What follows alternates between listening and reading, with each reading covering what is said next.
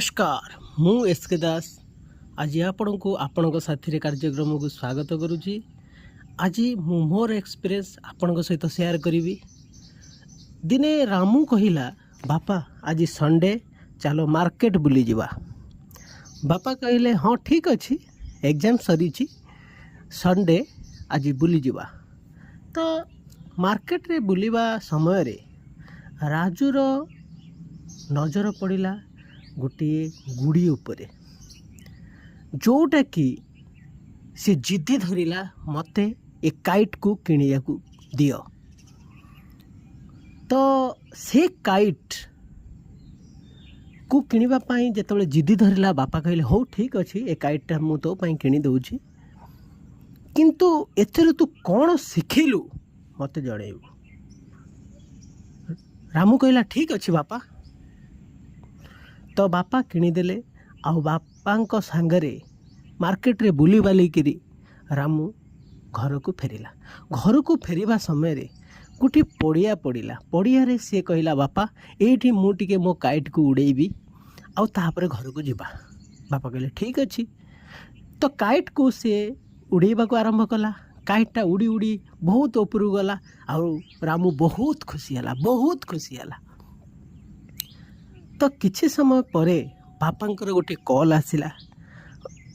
बापा से कॉल रे बिजी थिला समय रे रामू चिंता कला जे ए काइटा एते ऊपर को उठुची, मु जदि एबे एई तार सूता को जो थ्रेडटा लागिची मुझे ता काटी दिए से आउरी ऊपर को पळेबो, बहुत ऊपर जाइए उड़ीबो आ मते बहुत मजा लगे। यह चिंता करी से काइट्र थ्रेड को से निजे काटी देला, छिड़े देला परे काइटा धीरे धीरे धीरे धीरे धीरे धीरे पुणी तल को चली आसला आ तले आसिक पड़ा।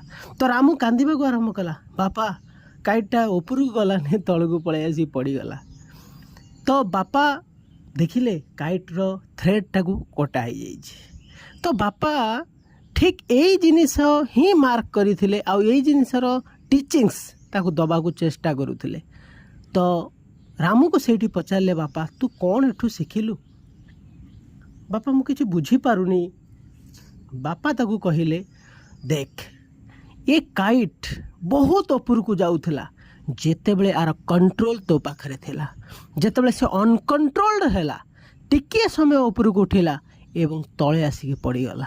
ता अर्थ आम जीवनटा मध्य से भली जदि आमे ताको गोटे कंट्रोल भितर रखिबा ताले से जीवन बहुत ऊपर को जीव।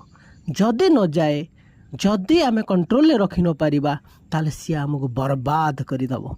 ता अर्थ होउची देखंतु मु आपनको एठी मोर एक्सपीरियंस शेयर करिया चाहूची। मु आपनको मोर जो शिक्षा मु जेतिकी शिक्षा पाइची यही एक्सपीरियंस रु से जिनस आपण को शेयर करुची। भूल हो पारे ठीक हो पारे, जदि भूल हो क्षमा करदेवे। तो आमर देखु गछ गछ कंट्रोल करी रखी बोली तार डाल पत्र इवन तार फल को तो से छिड़ाई रही। जदि से अनकंट्रोल हो से सब भांगी भुंगी की तले पड़ जाव। ता अर्थ होची आमे जदि आमर मन को कंट्रोल रखिबा ताहले आमे बहुत ऊपर को जाइबा।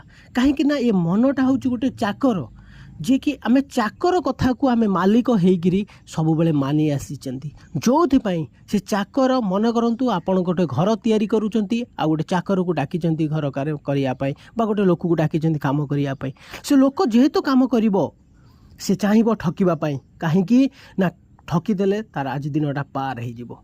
तो आपण जदि ता अनुसार काम कले ना तो आपणकर कामटा निश्चित खराब हो। किंतु आपण जदि ताकू काम करेले यही भली मोर घर काम होबा दरकार, एतिकी एमिति प्रपोर्शन रे रहिबा दरकार, सब इनग्रेडिएंट यही भली काम होबा दरकार, से निश्चित आपणक कथा मानिकी भल काम करिवो। ता अर्थ हला मन मध्य सेही भली हमर गोटे चाकर बोली मु चाकर संबोधन करूची, सेमिति नुहे किछि, बट मु बुझेया पय आपन कहूची किछि आर नेगेटिव अदरवाइज सेंस नेबे नहीं। एटा गोटे प्योरली इमेजिनरी गप, तेणु आगर क्या सांगे कौन संपर्क ना।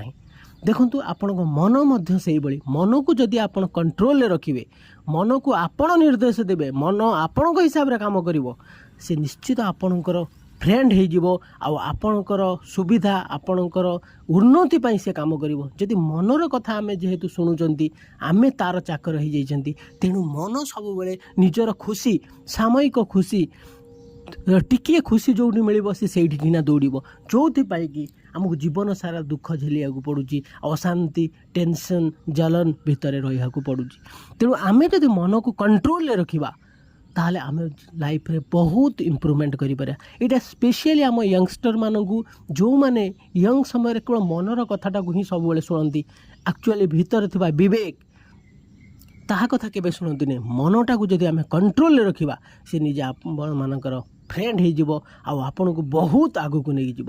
ତେଣୁ ମୋର ଏତିକି ବିନମ୍ର ଅନୁରୋଧ ସମସ୍ତମାନଙ୍କୁ ଯେ ଆପଣ ସବୁବେଳେ ଏ ମାଇଣ୍ଡ, ଏ ମନଟା କେମିତି ଆପଣ ସାଙ୍ଗରେ ଖେଳ କରୁଛି ଆପଣ ସବୁବେଳେ ଅବଜର୍ଭ କରନ୍ତୁ। ଆପଣ ଗୋଟେ ଅବଜର୍ଭ ହେଇକି ଦେଖନ୍ତୁ ସେ ଆପଣଙ୍କୁ କେମିତି ଭୁଲ ବାଟକୁ ନେବା, ଇଭେନ୍ ଆପଣଙ୍କ ଡେଥ୍ ବି କରାଇଦେବ, ଆପଣଙ୍କୁ ନିଜକୁ ବି ଏମିତି ବହୁତ ଲୋକ ସୁସାଇଡ଼ ବି କରିଦେଉଛନ୍ତି। ଏ ମନଟା ନିଜକୁ ବି ମାରିଦେଉଛି, ଏମିତି ଆପଣଙ୍କୁ ପର୍ବତେଇବ, ମାରିଦେବ। ଏହି ମନ ବି ଯଦି ଆପଣ କଣ୍ଟ୍ରୋଲରେ ରଖିଲେ ବହୁତ ଆଗକୁ ନେଇପାରିବ। ପୁରା ସୁଖ, ପରମ ଆନନ୍ଦ, ଭଗବତ ପ୍ରାପ୍ତି ପାଇଁ ବି ମଧ୍ୟ ଏଇ ମନ ହିଁ ଆପଣଙ୍କୁ ହେଲ୍ପ କରିବ। ତୁମ କହିବାର କଥା, ଗୋଟିଏ ସାଇଡ଼ରେ ଆପଣଙ୍କ ଜୀବନ ନେଇଯାଉଛି, ଗୋଟିଏ ଦିନ ପରମ ଆନନ୍ଦ ଦେଉଛି। ତା ଅର୍ଥ ହେଉଛି ଯଦି ଆପଣ ମନକୁ କଣ୍ଟ୍ରୋଲ ରଖିପାରିଲେ ତାହେଲେ ସିଏ ଆପଣଙ୍କୁ ସବୁକିଛି ଦେଇଦେବ। ଯଦି ଅନକଣ୍ଟ୍ରୋଲ କଲେ ଜୀବନକୁ ବର୍ବାଦ କରିଦେବ।